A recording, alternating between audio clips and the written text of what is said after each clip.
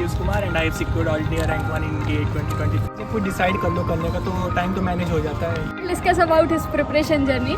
Achieve करने के लिए जैसे हमें प्रायोरिटाइज करना होगा चीज़, मतलब मंथ वाइज प्लान बनाता था। मार्क्स कैसे आते थे मॉक्स में? कैसे तुमने अपनी रैंक इंप्रूव करी? जैसे बाकी सब प्लेसमेंट में ही लगे थे। Like flagged your AIR1। Take it forward. Hi everyone, today we have Piyush with us. So Piyush has secured All India Rank 1 in GATE CSE 2024. Hi Piyush, let's start with a quick intro. तो अपना थोड़ा अपने बारे में बताओ, तुम्हारा academic background क्या था and anything else you want to share. Hi Anjali and hi everyone. So my name is Piyush Kumar and I have secured all India rank 1 in GATE 2024. So मैंने अपना बीटेक कंप्लीट किया है GKV Haridwar से और अभी मैंने ISC join कर लिया है MTech in CSA course work program. So it was my second attempt in 2024. In my first attempt in 2023, I secured All India rank 530. So it was my second attempt. तो पीयूष तुमने like college के साथ get clear किया है, तो first question is कि तुमने पता कैसे चला गेट एग्जाम के बारे में? मेरा जेई अच्छा नहीं गया था तो IIT ISC का सपना तो रह गया था. So I came to know from my seniors that there is an option like GATE exam to get into these colleges. So then I started my preparation. तो पीयूष लाइक तुमने कॉलेज के साथ गेट प्रिपरेशन कैसे manage करी? Means जब कोई decide कर लो करने का तो टाइम तो मैनेज हो जाता है. कॉलेज में लाइक एग्ज़ाम्स के कुछ टाइम पहले ही पढ़ना होता था एंड जो अटेंडेंस क्राइटेरिया तो उसको मेंटेन करना पड़ता था. सो हो गया था मैनेज, ऐसी कोई तो प्रॉब्लम रोज लाइक कॉलेज जाना एंड फिर तुम कितने घंटे पढ़ पाते थे गेट के लिए? नहीं. डेली कॉलेज नहीं जाना होता था, बस अटेंडेंस क्राइटेरिया को मेंटेन करने के लिए जब जाना होता था तो उस टाइम जैसे कॉलेज गए तो आते थे रिटर्न 3-4 बजे तक. तो जितना भी टाइम बचता था फुल मैन गेट को ही देता था.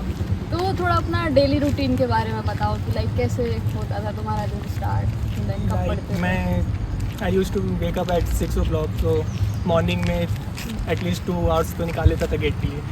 देन कॉलेज 10 to 3-4 हो जाता था एंड देन शाम का पूरा टाइम गेट के लिए रहता था.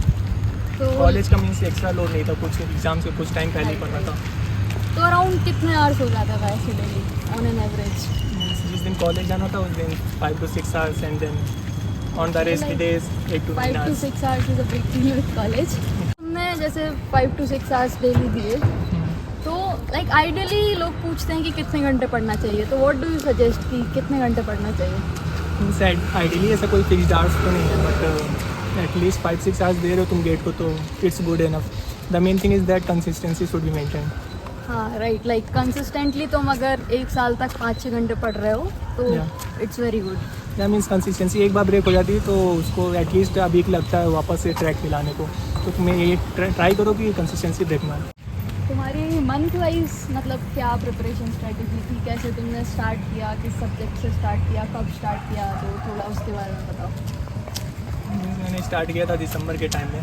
तो बेसिक सब्जेक्ट स्टार्ट किया था जैसे डिजिटल है, सी प्रोग्रामिंग और डेटा स्ट्रक्चर्स वगैरह. तो दिसंबर मतलब तुमने अपना 3rd ईयर में स्टार्ट हाँ. किया था राइट? ओके. तो Third year. ओके. तो अपना मतलब मंथ वाइज प्लान बनाता था कि इस मंथ में ये सब इतने सब्जेक्ट कंप्लीट करने हैं, बाकी मतलब इसको रिवाइज करना है, ऐसे प्लान बनाता था, उसको फॉलो करता था. तुमने जैसे बताया कि तुमने 3rd ईयर से स्टार्ट करी थी प्रिपरेशन और फिर तुमने फाइनल ईयर में गेट एग्ज़ाम दिया, तो मतलब थ्रू आउट द प्रिपरेशन कैसे तुमने अपनी कंसिस्टेंसी मेंटेन करी? मीन्स कंसिस्टेंसी मेंटेन करने के लिए मैं जैसे एग्ज़ाम टाइम में उस टाइम तुम अपना फुल एफर्ट्स नहीं दे पाओगे गेट के लिए. तो कुछ भी थोड़ा एफर्ट तो दे दो, जैसे रिवाइज कर लो कुछ सब्जेक्ट.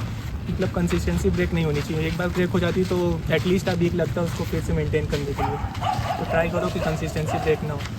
थोड़ा लाइक ब्रीफ ओवरव्यू दो कि तुमने कब तक अपने सब्जेक्ट्स कंप्लीट किए, फिर तुमने कब रिवीजन किया, कब PYQs किए, कब टेस्ट सीरीज करी.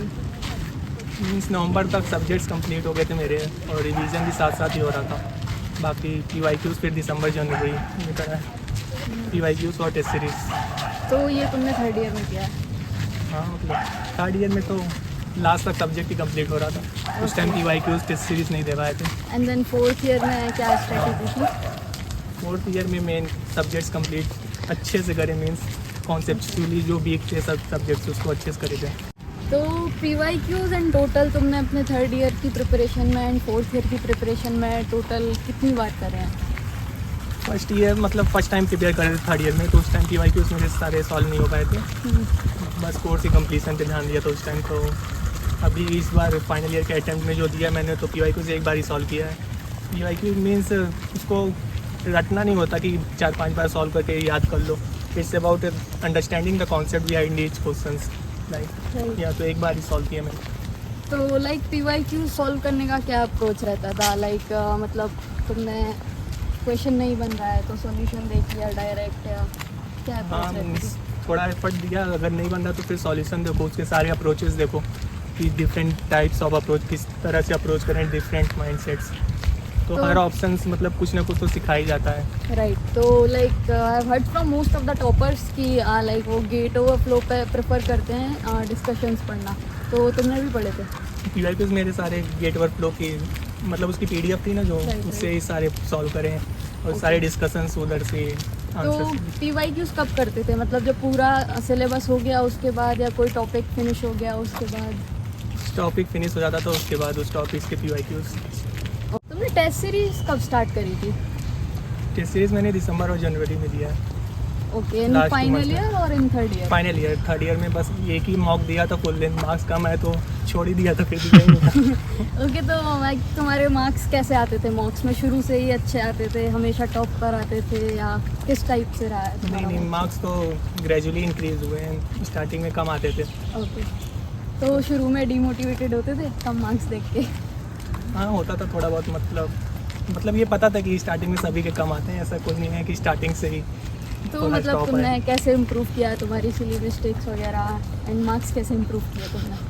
मीन्स जो क्वेश्चंस टेस्ट अटेम्प्ट करने के बाद सारे क्वेश्चंस को देखते थे, उसको मतलब जो कॉन्सेप्ट नहीं पता उसको सीखते थे, बाकी जो गलती हुई है उससे इम्प्रूव करें। इन टोटल तुमने कितने मार्क्स दिए थे? Total around 20 marks full length दिए थे।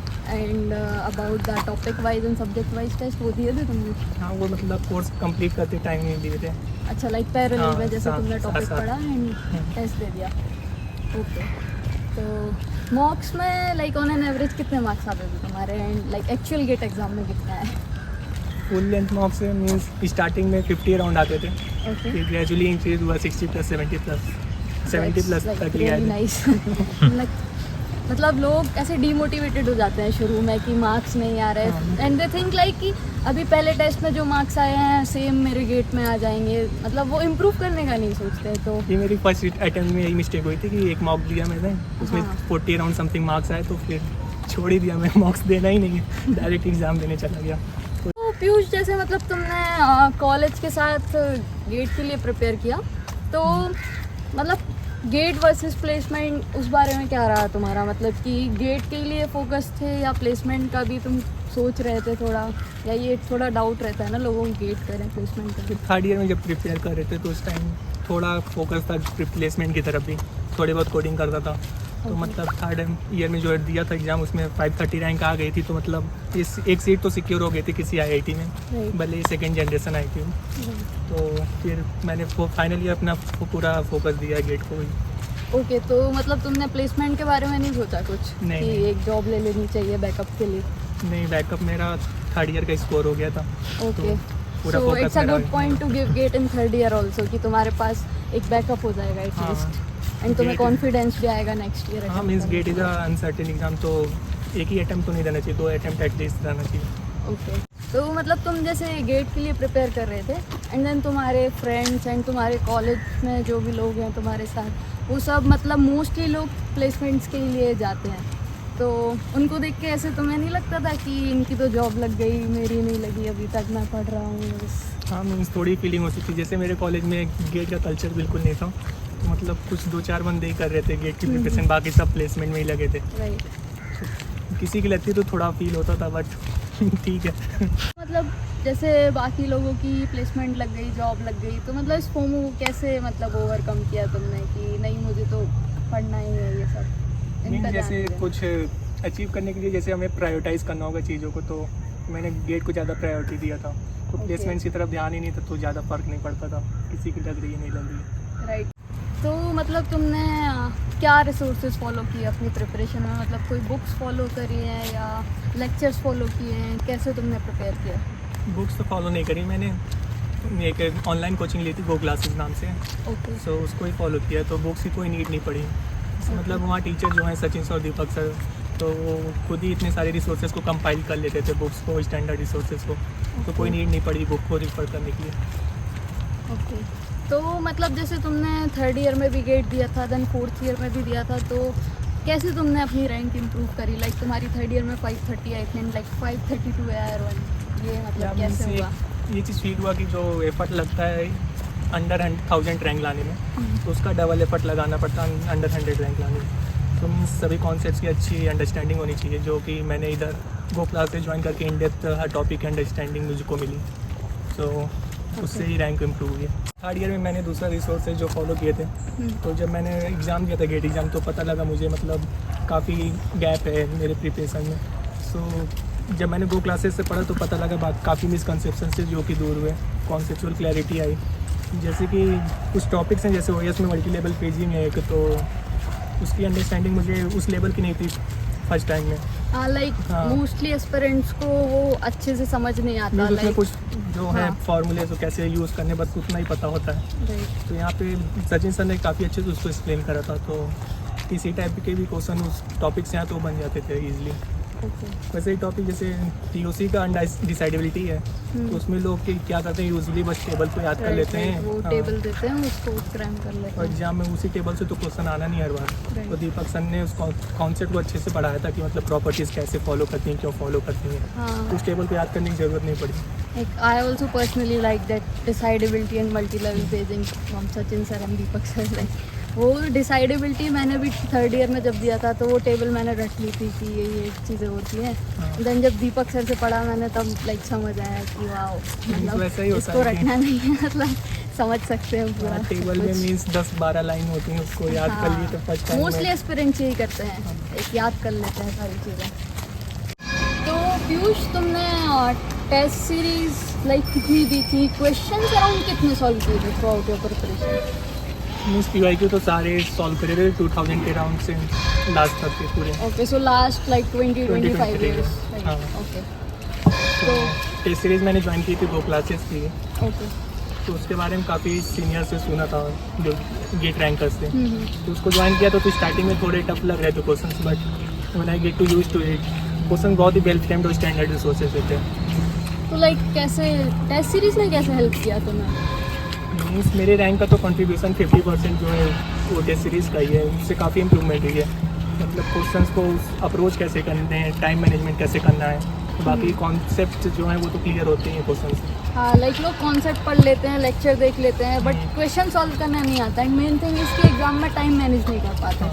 तो for this like test series helps a lot. Means वो क्लासेस की टेस्ट सीरीज में ऐसा था कि हर क्वेश्चन कुछ नया ही कॉन्सेप्ट, मतलब हर ऑप्शन क्वेश्चन के कुछ नए ही कॉन्सेप्ट सिखाते थे।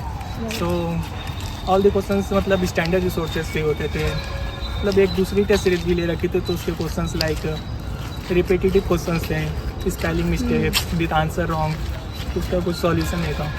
ओके। और इसका जो है गेट ओवरफ्लो फोरम पे डिस्कशंस भी होते थे आंसर्स की, तो कोई प्रॉब्लम नहीं होती थी। सब्जेक्ट्स जैसे कंपाइलर में पार्सिंग टॉपिक जो है, उसके तो क्वेश्चंस टेस्ट सीरीज से मतलब इतने यूनिक क्वेश्चंस पता लगे, तो जो कि QITs में आए नहीं अभी तक, जो कि इन फ्यूचर आ सकते हैं।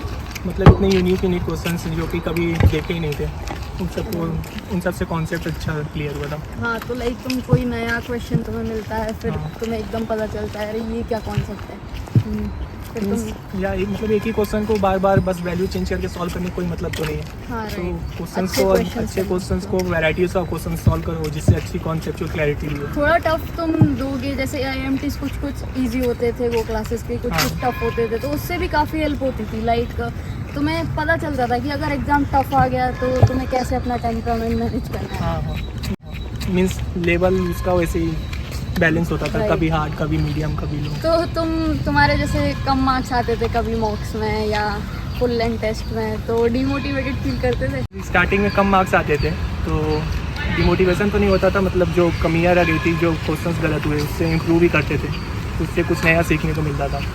Okay, nice. जो टेस्ट में तुम्हारी सिली मिस्टेक होती थी या क्वेश्चन गलत हो जाते थे, वो सब तुमने कैसे इम्प्रूव किया? Like time management and everything. Silly mistake starting में होती थी, बट स्लोली जितने मतलब टेस्ट देते गया वो धीरे धीरे इम्प्रूव होती गई। सो मतलब जो मिस्टेक्स होती थी उसको मैं अपने शॉर्ट नोट्स में नोट कर लेता था, ताकि रिवीजन के टाइम एक बार रिवाइज होता जाए तो वो दोबारा रिपीट ना हो वो मिस्टेक्स में। तो काफ़ी हेल्प हुई है शॉर्ट नोट्स में। तो मतलब शॉर्ट नोट्स तुमने कब बनाए, कैसे बनाए, और लाइक कैसे बनाने चाहिए शॉर्ट नोट्स? कोई टिप्स अगर तुम देना चाहो। मीन्स कोर्स कंप्लीसन के टाइम तो लॉन्ग नोट्स ही बनाए थे हैंड रिटन। तो बाकी जब एक बार एक कोर्स का एक सब्जेक्ट कंप्लीट हो जाता था तो मैं उसके शॉर्ट नोट्स बना देता, मतलब 8-10 पेज में मतलब पूरे रैप अप कर देता था सब्जेक्ट को। कॉन्सेप्ट्स मीन्स केवल फार्मूलाज ही नहीं, सारे इंपॉर्टेंट कॉन्सेप्ट्स, वन लाइनर्स सभी को रैप अप कर देता था कंप्लीट सब्जेक्ट को। एंड रिवीजन के बारे में कुछ बताओ, लाइक तुमने कितनी बार रिवाइज किया, कितने आइटरेशंस किए, एंड कब किया रिवाइज? रिवाइज मीन्स एक सब्जेक्ट कंप्लीट हो जाए तो उसको रिवीजन फ्रिक्वेंटली करते रहो, नहीं तो माइंड से इरेज हो जाता है सब्जेक्ट। सो मैंने 5 to 6 टाइम्स फुल नोट से रिवाइज करा है। Okay, and then short notes से हाँ। Okay, nice. नोट्स के बारे में बताओ कुछ, नोट्स कैसे बनाए थे? नोट्स तो मैंने हैंड रिटन ही बताए थे, मतलब कोर्स जब कर रहा था सब्जेक्ट कंप्लीट करते टाइम इस लॉन्ग नोट्स बनाता था, मतलब सारे कॉन्सेप्ट को इन डिटेल से नोट्स में देखता था। मतलब रिवीजन के टाइम एक बार नोट्स पढ़ लो तो क्लास में क्या पढ़ा था सब कुछ रैप तो मतलब माइंड में आ जाए, कैश मेमोरी में। राइट। अब मेन चीज़ पे आते हैं, मतलब ये सब तो हो गई प्रिपरेशन की बात। एग्ज़ाम डे के बारे में बताओ, लाइक एग्ज़ाम डे का क्या सीन था, डर लग रहा था या क्या फीलिंग थी, क्या कैसे हुआ? मीन्स एग्ज़ाम डे के मॉर्निंग में खुद के माइंड को सेट कर लिए थे कि जितना प्रिपरेशन करना था हो गया है, मतलब अपना तो बेस्ट दे दिया मैंने एफर्ट प्रिपरेशन में। सो अब एग्ज़ाम्स अच्छा ही देना है। हाँ, लाइक एग्ज़ाम डे पर सब कुछ मैनेज करना बहुत ज़रूरी होता है। हाँ। लाइक तुमने अच्छे से प्रिपेयर किया हो, सब किया हो, एग्ज़ाम डे पर अगर तुम घबरा जाओ या ये मीन्स प्रिपरेशन जर्नी मतलब सही रहती है कि मतलब अच्छे से कॉन्सेप्ट पढ़े हैं, अच्छे से टेस्ट सीरीज दी है तो अच्छा ही जाता है एग्ज़ाम डे में। ओके, तो एग्ज़ाम देने के बाद क्या लगा था? मीन्स क्या लगा था feeling कि हाँ थी? अच्छा हुआ है, मतलब इतना भी नहीं था कि AI1 आ रही है। हाँ, ये था कि टॉप 100 में आ सकते हैं। ठीक है, मतलब तुम्हें जब पता चला प्रेडिक्टर वगैरह पर देख के कि ऑल इंडिया रैंक 1 आ रही है, एंड लाइक टॉप 10 में तो आ ही रही है डेफिनेटली, तो 90 मार्क्स आ रहे हैं तुम्हारे, क्या रिएक्शन था फैमिली का, तुम्हारा कैसा फील हुआ? मीन्स रैंक प्रेडिक्टर पे देखा तो वहाँ पे 1 ही बता रहा था, बट तो मैंने फैमिली को बताया था कि टॉप 10 में तो पक्का से ही है। हाँ। तो सब लोग बहुत खुश थे, बट ये था कि मतलब 1 से स्किप होके नीचे ना जाए, उधर ही अटकी रह जाए तो ज़्यादा बेटर है। How was your life after GATE exam, मतलब रिजल्ट आने के बाद फिर क्या रहा ये 3-4 महीने? मीन्स रिजल्ट आने के बाद काफ़ी इंपॉर्टेंस मिलने लगी सोसाइटी से, मतलब मेरे रिलेटिव से, पड़ोसी, और मतलब कॉलेज में भी जैसे जो नहीं जानता कॉलेज में तो स्टार बन गए होगे तुम। हाँ मीन्स Star खुद पति कॉल करके बुला रहे थे प्रोग्राम में आ जा फेलिसिटेशन में। सो काफ़ी इंपॉर्टेंस मिली उसके बाद, रिस्पेक्ट। राइट, तो ये 3-4 महीने मस्त मज़े किए हाँ, तुमने। फेलिसिटेशन में गए, कॉलेज में भी मजे में काफ़ी तो इंजॉय किया। ISC में कैसा लग रहा है आगे? ISC में तो अभी आके मीन्स यहाँ पे तो रैंक 1 या 200 का कुछ फर्क नहीं पड़ता, यहाँ पे सब आ गए हैं तो बैचमेट्स ही। सो अभी तो लाइफ अच्छी चल रही है क्योंकि अभी ज़्यादा बर्डन नहीं आया असाइनमेंट्स का। अभी तो रुको देखते हैं बेटा। आगे। Okay, so time for some rapid fire question. Yeah. So, have you ever like flexed your AIR1 in front of someone just to see their reaction? या समटाइम्स मीन्स ट्रेन में ट्रैवल करे थे एक बार, तो एक अंकल मिले थे, उनको मैंने बताया तो फिर उनका भी बेटा इंजीनियरिंग फील्ड में था तो मुझसे टिप्स मांगने लगे खुश हो गए। मेरा मोबाइल कॉन्टैक्ट नंबर दे दो बेटा। बेटी के लिए बात भी करी। So, have you ever made a super detailed plan, like पूरा टाइम टेबल बना लिया एंड कभी उसको फॉलो ही नहीं किया? मीन्स हाँ स्टार्टिंग में होता था, मीन्स प्लान फॉलो नहीं होता तो ठीक है, उसको फिर इम्प्रूव करके दोबारा से प्लान एग्जीक्यूट करते थे। हाँ राइट, लाइक हाँ। स्टार्टिंग में लोग ऐसे बहुत जोश होता है जोश में starting में, बना हाँ। लेते हैं एंड फॉलो नहीं कर पाते। So, have you ever felt like a genius after solving a complex question or studying a complex topic? Means yes, कोई कॉम्प्लेक्स कॉन्सेप्ट जो है समझ में नहीं आता था तो मतलब उसको एक बार अच्छे से समझ लो तो अच्छा फील होता था कि हाँ सब चंगा सी, Right. सब चंगा सी। सब चंगा सी। Have you ever felt like campus celebrity after results? Not in the IISc. Not in IISc like तुम्हारे बीटेक कॉलेज में. Yeah, I was a star there. I Go am a star. star there. Go star. Nice. So do you feel proud and happy कि तुमने इतने सारे लोगों को inspire किया तुम्हारी गेट जर्नी से? हाँ मीन्स है प्राउड की फीलिंग तो कि मतलब जैसे मेरे कॉलेज में गेट का कोई कल्चर नहीं था, बट अभी तो सब गेट की तरफ ही जा रहे हैं. राइट. इन्फ्लुएंस हो गया ऐसा. उसको अच्छा है. Awesome. So have you observed your parents smiling and happy more often after your GATE results? Obviously मेरे ज़्यादा मेरे पेरेंट्स ही खुश हैं. Nice. Who brags more, पापा और मम्मी? पापा. मतलब कुछ स्टोरी है इसका कोई? इट्स लाइक मतलब फर्स्ट टाइम IISc आ रहा था बेंगलोर, तो पापा के साथ में एयरपोर्ट पे तो सिक्योरिटी इंचार्ज हेड को वो सामने से जाके बता रहे मेरे बेटे ने एयर1 लाई. सो सिक्योरिटी इंचार्ज भी वो खुश हो गया. मेरा कांटेक्ट लिया, अभी भी बात करता रहता है. मतलब उसकी बेटी भी है इंजीनियरिंग फील्ड में, तो उसको लिए टिप्स वगैरह दिए. Amazing. So thank you Piyush for this video, and at the end if you have any tips for the juniors. या मीन्स जो भी 6 मंथ्स बचे हैं अभी, तो उसको अच्छे से यूटिलाइज़ करो. मीन्स ये सोचने में टाइम वेस्ट मत करो कि हो पाएगा कि नहीं हो पाएगा 6 मंथ्स में. Right. बस अपना बेस्ट एफर्ट्स दो और अच्छा ही होगा. तो टेस्ट सीरीज़ और रिवीजन को अच्छे से ध्यान से करो. टेस्ट सीरीज़ में मार्क्स के पीछे मत भागो, कॉन्सेप्चुअल क्लैरिटी के पीछे भागो. जो क्वेश्चंस नहीं बन रहे हैं उसके आंसर्स देखो, उससे कुछ सीखने को मिलेगा. Right. Yeah. So that's the end of this video. So thank you Piyush and thank you everyone for watching this video. Thank you so much Anjali. Yeah. Where's our cameraman? Piyush Kumar Singh. अरे यार.